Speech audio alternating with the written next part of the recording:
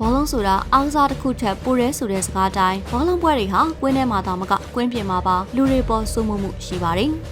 အခါကဆိုရင်ဘောလုံးပွဲတစ်ပွဲကြောင့်နိုင်ငံကြားစစ်ပွဲကြီးတစ်ခုဖြစ်ပွားခဲ့တဲ့အထိအောင်လွှမ်းမိုးမှုကြီးမားခဲ့ပါတယ်။ဘောလုံးစစ်ပွဲလို့ခေါ်ကြတဲ့အဲ့ဒီတမိုင်းဝင်ဖြစ်ရကြီးဟာ1969ခုနှစ်ကအယ်ဆာဗီဒိုနဲ့ဟွန်ဒူရက်နိုင်ငံနှစ်နိုင်ငံကြားဖြစ်ပွားခဲ့တာဖြစ်ပါတယ်။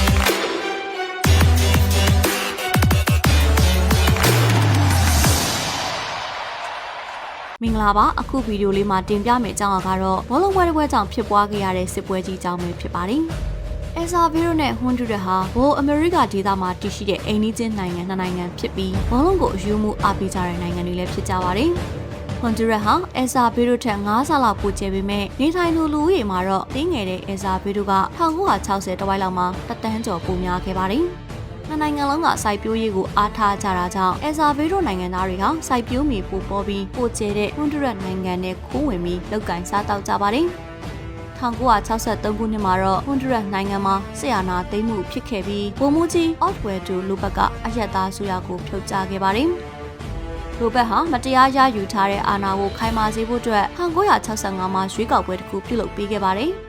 အဲ့ဒီရွေးကောက်ပွဲမှာစစ်တပ်နောက်ခံပေးထားတဲ့အမျိုးသားပါတီကအနိုင်ရခဲ့လို့လူဘက်ကိုတရားဝင်ရွေးကောက်ခံသမ္မတဖြစ်တင်မြှောက်ခဲ့ပါတယ်။အတိုက်ခံတွေဟာရွေးကောက်ပွဲရဲ့တရားမျှတမှုမရှိတဲ့ပေါ်မကျေနပ်ကြသလိုလူဘက်ရဲ့အကျင့်ပြတ်ခြားစားမှုတွေပေါ်မှာလည်းဝေဖန်မှုတွေပြုလုပ်ခဲ့ကြပါတယ်။အဲ့ဒီအခါမှာလူဘက်ဟာပြည်သူတွေရဲ့ဒေါသကိုအာရုံပြောင်းမှုအတွက်ခိုးဝင်အယ်ဆာဗီဒိုလက်သမားတွေနဲ့ဒေသခံဟွန်ဒူရက်တွေကြားပြိပခါတွေဖြစ်အောင်မိထိုးပေးခဲ့ပါတယ်။အသစ်ထုတ်ပြန်တဲ့လျာမြေဥပဒေနဲ့စီးမြင်စည်းကမ်းတွေဟာအယ်ဆာဗီဒိုနဲ့ဟွန်ဒူရက်လက်သမားတွေကြားအမုန်းပွားမှုတွေဖြစ်စေရကြောင်းနှစ်ဖက်တင်းမာမှုတွေစဖြစ်လာခဲ့ပါတယ်။ဒီလိုအချိန်ဒီမှာ1980ကမ္ဘာဖလားပြိုင်ပွဲအတွက်ခြေစစ်ပွဲတွေကစားရတဲ့အခါသူတို့နိုင်ငံကရှုံးထွက်ပလီအော့အဆင့်မှာထိပ်တိုက်တွေ့နေခဲ့ကြပါတယ်။ဟွန်ဒူရက်ကွင်းမှာကစားတဲ့ပထမပွဲစဉ်မတိုင်ခင်ညမှာအေရှန်ပရိသတ်တွေဟာအယ်ဆာဗီဒိုကစားသမားတွေအိမ်မရအောင်သူတို့တဲတဲ့ဟိုတယ်ရှိမှတညလုံးစုညံနေခဲ့ကြပါတယ်။ဒါကြောင့်နောက်တနေ့မှာအေးရပြက်ပြီးပင်ပန်းနေတဲ့အယ်ဆာဗီဒိုအသင်းဟာအေရှင်ဟူရီယက်ကိုတကိုးကိုမရှိနဲ့ရှုံးနိမ့်သွားခဲ့ပါတယ်။အဲဒီညမှာပဲအမလီယာဘာရာနို့စ်လို့အမည်ရတဲ့အယ်ဆာဗီဒိုပရိသတ်အမျိုးသမီးတစ်ယောက်ဟာစိတ်ကြီးခိုက်ပြီးကိုတက်တည်သွားခဲ့ပါတယ်။အယ်ဆာဗီဒိုအစိုးရဟာအဲဒီအဖြစ်အပျက်ကိုနိုင်ငံတော်အဆင့်ဝမ်းနည်းပွဲကိစ္စလို့သတ်မှတ်ပြီးအမလီယာကိုသူရဲကောင်းတစ်ယောက်ဖြစ်ဂုဏ်ပြုခဲ့ပါတယ်။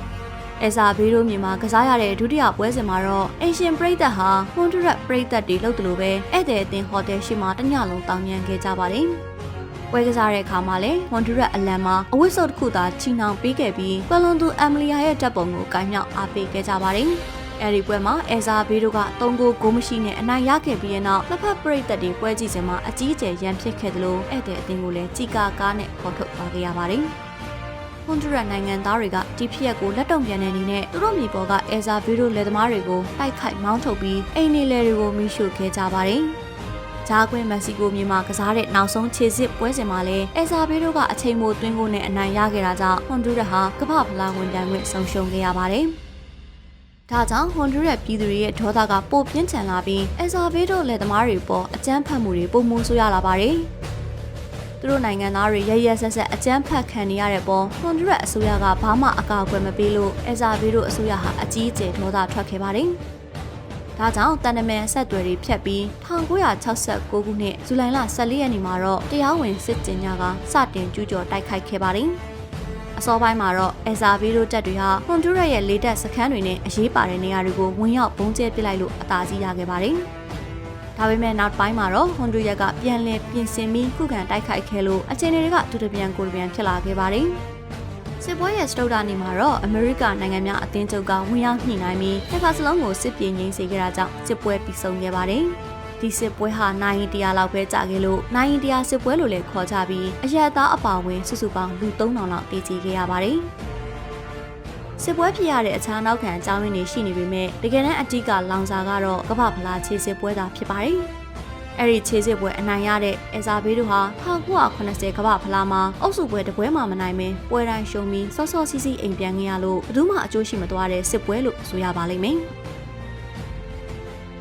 ခုလိုစိတ်ဝင်စားဖွယ်ရာအကြောင်းအရာတွေကိုပုံမှန်တင်ဆက်ပေးနေရဖြစ်လို့ Soccer 88 Channel ကို Subscribe and Like လုပ်ပေးခြင်းအဖြစ်ပံ့ပိုးကူညီနိုင်ပါတယ်။ ဒီဗီဒီယိုလေးကိုအဆုံးထိကြည့်ပေးတဲ့အတွက်လည်းကျေးဇူးအထူးပဲတင်ရှိပါရရှင်။